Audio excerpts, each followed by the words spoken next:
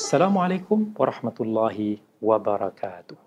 Tibalah penghujung bulan Ramadan, ramai antara kita yang bersedih dengan pemergian bulan Ramadan, namun kesedihan itu tidak sepatutnya menutupi kegembiraan kita untuk berhari raya. Kerana hari raya ini adalah hari kegembiraan yang Allah telah beri dan kurnia hadiahkan kepada kita umat Islam.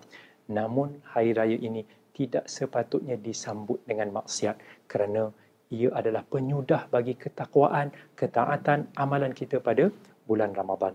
Justru para ulama menyebut, laisa sa'idu fil 'id liman labisal jadid. Bukanlah orang yang bergembira pada hari raya itu adalah orang yang memakai baju baru semata-mata, tetapi innamas sa'idu fil 'id liman khafa yaumal wa'id. Tetapi orang yang bahagia bergembira pada hari raya itu adalah orang yang takut dengan hari akhirat. Kehidupan lebih baik bersama